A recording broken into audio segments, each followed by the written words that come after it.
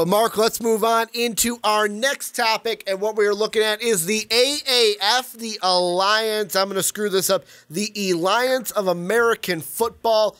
If you're joining us on YouTube, welcome into this segment. You got to also check out our Whomping Hour segment that we did predicting some of the biggest free agencies or big free agents coming up this offseason.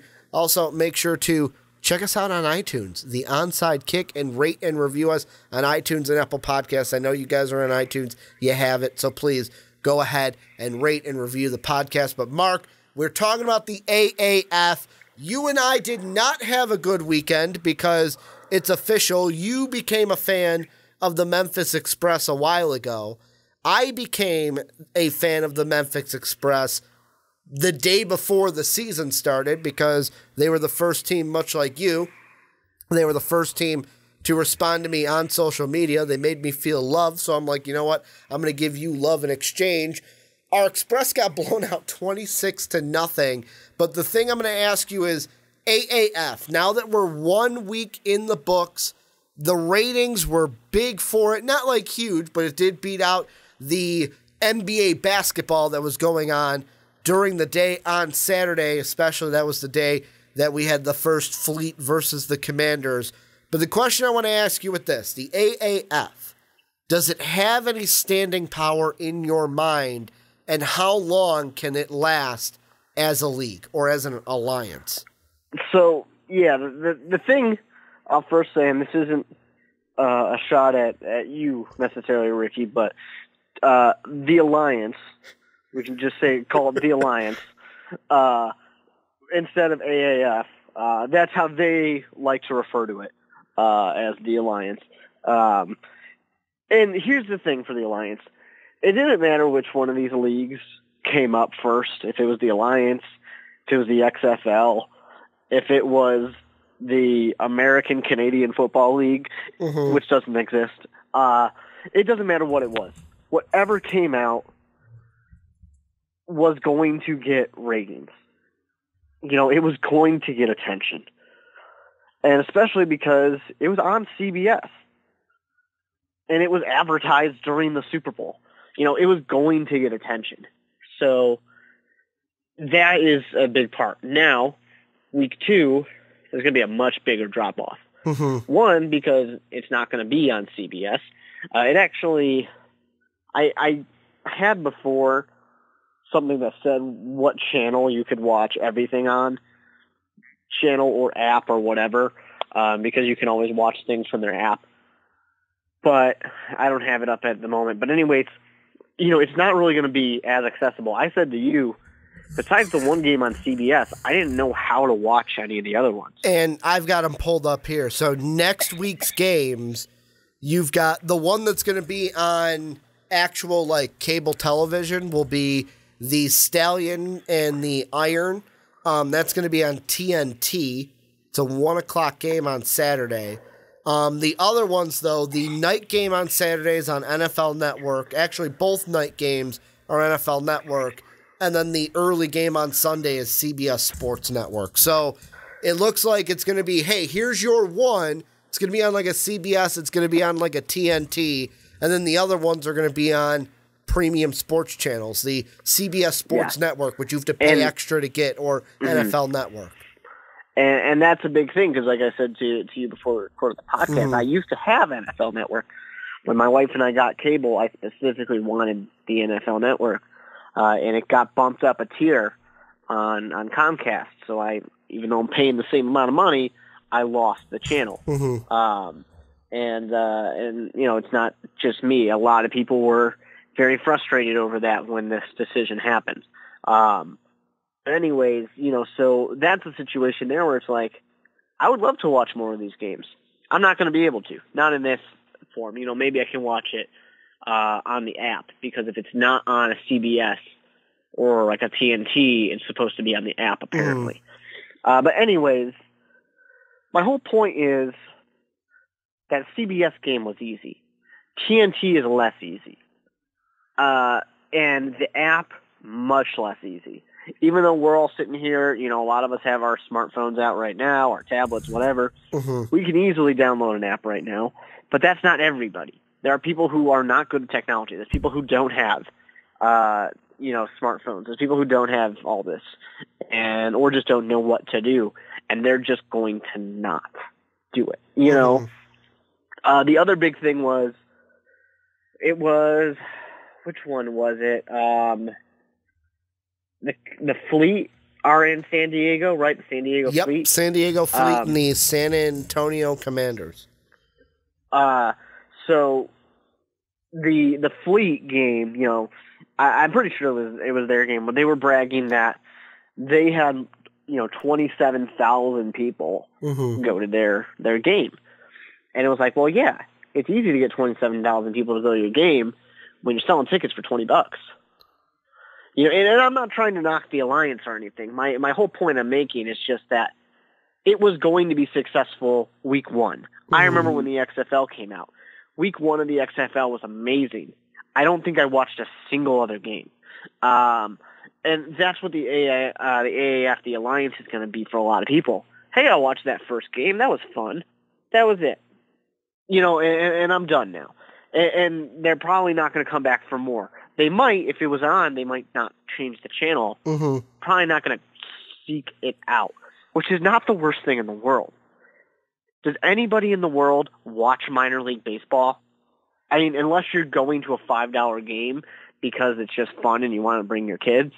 It's a lot cheaper than going to see the Cubs play in Wrigley Field. Maybe not cheaper than seeing the White Sox play in Comiskey, but you just go because it's just a cheap, fun thing for your family to do. So this can still survive on its own. I just don't know that it's going to be this super reliable alternative, not necessarily alternative, but like carrying you until draft season, and that's that it wants to be. And that's the thing that I was watching Colin Cowherd talk about it.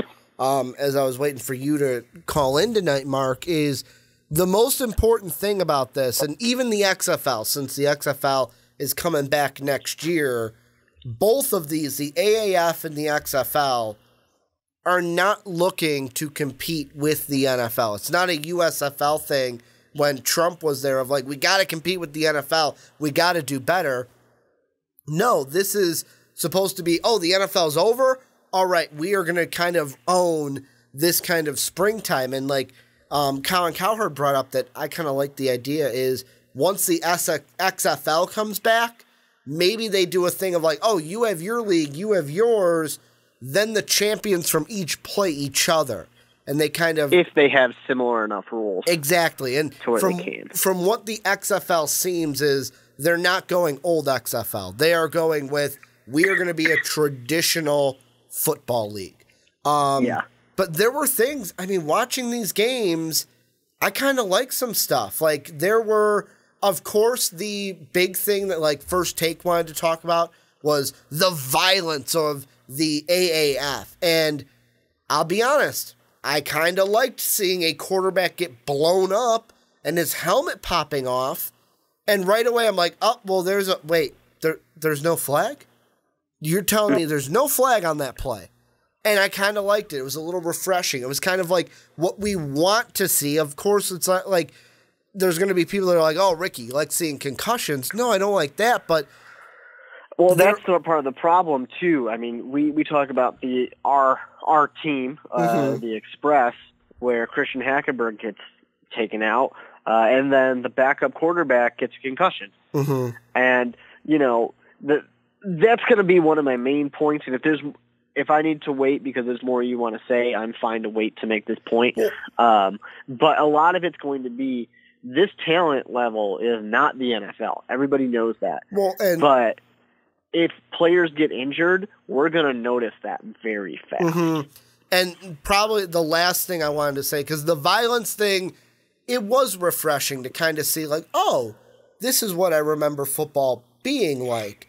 But the one thing, like there were aspects where I was like, whoa, that is fucking cool. And the one that blew me away was, all right, Mike Martz, he's challenging the play, a picture-in-picture where On this half, I see the refs. On the other half, I see the guy in the booth looking at the replay, and all I hear is the guy in the booth. I hear exactly what he is telling the refs, and we hear from the horse's mouth what is going on. I don't need to hear Gene Skerator tell me if it's overturned or not overturned and end up being wrong. I was watching that going, wow, that's kind of cool. You get to kind of see how the sausage is made instead of just sitting there going, well, how did they come up with that decision? Yeah, which I think that transparency is great. And there are going to be things that happen in the alliance where the NFL might adopt it. Mm-hmm. And if they're smart, what they'll do is they'll take this as their way to pilot some things, to test some things out and see if it works. I mean, honestly, that's kind of part of what's going on with the kickoff, too. Like, they eliminated the kickoff. I was going to say, did you like that? The no kickoff, just start from I think it's the 25? The NFL's been trying to get rid of the kickoff for so long, and I'm a Chicago Bears fan. I obviously want kickoffs to exist. Because you like Devin Hester. Because Devin Hester. Kickoffs should exist. But the NFL has ruined the kickoff to where what I say every time is, just rip the Band-Aid off. I know that in 5-10 years, we are no longer going to have kickoffs in the NFL. So just do it. Well, just get rid of it. And kickers are, now that they've moved it closer, it's like now most kickers can just kick it out of the back of the end zone. Yeah, it's just all right, touchdown, commercial. Kickoff, touchback, commercial. You know, it's just a way to throw an extra commercial in there. But yeah, I mean, I like that. Here's my concern with the alliance. Okay. I look at these games, and we had two more competitive games. The Stallions and the Hot Shots. That was a 38-22 game. And even though the Hot Shots really went all out and took that game away in the second half. And then the Fleet and the Commanders, 15-6. And that one was very just low scoring. That's just that's your classic type of field goal kind of game, you know. Then we had the Express get blown out 26-0 by the Iron. And the Legends also get blown out 40 for the Apollos, 6 for the Legends. So this, to me, it might be a concern, and here's why. I mean, there's no preseason games. So these teams don't get a preseason. So you might be able to say... There was one. They get one game. They get one. Yeah. So they had one preseason game. So you might be able to say this is still the preseason. It's kind of still the preseason. But the other thing, it kind of shows you that there's a pretty big drop-off when it comes to talent when you get out of the NFL. NFL teams are large. There are 53 men on that roster, and then you add in your practice squad. You get a lot of players that are there, that are part of this organization. So when you then move away from these guys who were the people who didn't get drafted, didn't get picked up, guys who got cut, Christian Hackenberg, his career is over. He's got a chance to make something happen in the Alliance. That talent level is not the same. You know, it's not the same as the NFL. So you look at these teams and these players, and you look at it and say, can some of these teams compete? Can they make this interesting? I would argue that, I mean, sure, the Apollos blowing out the Legends might be fun. You know, 40 points get put up is kind of enjoyable. 22 in the second quarter, that's pretty awesome. But for most people, 26-0 is not very interesting. 15-6 is not very interesting. We just saw that in the Super Bowl, essentially, a very low-scoring game that a lot of people were bored with. But I've seen people, like, there have been people on Twitter that have, about the Commanders Fleet game, have been like, oh, wow, that was a similar score to the Super Bowl, but I had more fun watching it than the Super Bowl.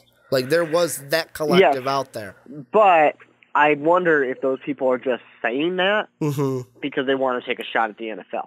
True. I mean, with me, it comes from, I hate that these words are gonna come out of my mouth, but I felt like this watching that Commander Fleet game is I almost felt like if you're a football purist where you just love watching football, no matter what form it is, college, NFL, you're going to love the AAF and you're going to love the Alliance. Where I was, for me, like I tuned into that game, I DVR'd it and then was watching it the next day. And for the Fleet, it was like, oh, Berkovici. It's like, oh, I remember him. He was at Arizona State. And then it's like you see these other guys that are kind of like, and I get what everyone's saying. The names aren't there. You don't have the name recognition. Christian Hackenberg's your biggest name, and he doesn't play that well. And the talent right now, it looks like, is less than the NFL, which, let's be honest, it's supposed to be. It's supposed to be minor less league football than the NFL because these are guys that are not in the NFL and are still working to develop. The thing I wonder is, first off, let's give it a year. Let's give it a year to go. Let's give it a year to see what happens next year. You know what I would have loved to see, though? This league when Tim Tebow was around. That kind of a quarterback where it's like, hey, he is not ready for the NFL. We can see it. Let him go play in the Alliance. Let him go play, be a big, like, once they get that kind of a name where it's like, that kind of, even like I would say if the Alliance was around when Kellen Moore came out of Boise State, where it's like one of those college quarterbacks that obviously is not good enough to be in the NFL at this point, but can make the Alliance and develop and has that kind of cult following around them. What's going to happen when they get one of those names, when they get one of them? But nobody's going to choose the Alliance or the XFL over the NFL. I mean, but what I'm saying is, but if you're not in the NFL, you're going to choose one of them. You're not. But both those guys got drafted. That's what I'm saying. Like with Tim Tebow, after the whole Bronco thing had happened, and it was like, then he went great. to New York, though. Now, but that's the problem, though. Mm-hmm. None of these guys are going to willingly give up that chance. Trevor Siemian, drafted in the 7th round, started for the Denver Broncos. Failed, essentially. Now he's a backup, I think, still on Minnesota. He still is not going to leave and go play for the Alliance.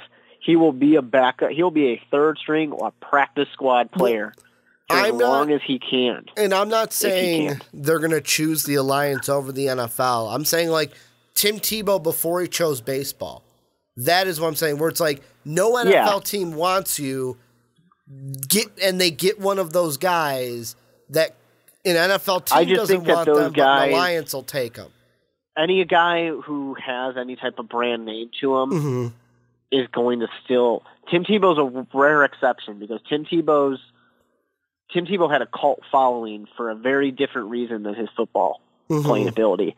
And I would argue that the Alliance, Tim Tebow, even on an Alliance team, good chance he's not even starting. He is not a good football quarterback, except for college football, which is very different. I mean, an Alliance team could beat a college team, unless it's like Alabama. So I get what you're saying, and I don't disagree with what you're saying. I just don't think we'll ever actually see it. And for the Alliance, these alternative NFL, or I should say alternative football leagues, their history is not great. They don't last very long. What the Alliance needs to survive is to truly be embraced by the NFL. Well, and there's that, but there's another point that, and I'm taking this from Colin Cowherd, is he said the sports landscape right now is very, very different. Where nowadays sports betting is it's not frowned upon anymore. Like back then, it was frowned upon. Like, oh, you bet on sports? That's not a good thing. Now it's like, it's becoming legal. You can bet on all these different sports. That could help it as well. Now, yes, it needs to be embraced by the NFL, and by it not competing with the NFL, I think it's going to help it tenfold, because the biggest problem, like with the XFL, its biggest problem was it was just a gimmick. Like, yeah, it was cool. Like you said, it was cool that first week. I remember I watched it the first week and kind of the other weeks, but then I started to kind of just trickle off because it was like, oh, okay, it's like watching wrestling, but with footballs. Plus, if you watch that championship game from that year, wow, was that not a good game to go back and watch. I feel like the Alliance is going to be good. I think it is going to last. I just think we all just got to take a page out of Aaron Rodgers' book. Just relax, people. Relax. It was just the first week. Let's see how this first year of the Alliance kind of takes fold, and then what changes they make heading into year number 2 and what they kind of tweak with it. Yeah, and I think my final thought on it is just that it's just the expectation. I don't think anybody should go in here expecting this to be a NFL week 17, 18, 19. You know, you shouldn't expect 10 more weeks at the NFL. And you honestly also shouldn't expect that you're going to see very many of these games because you probably won't.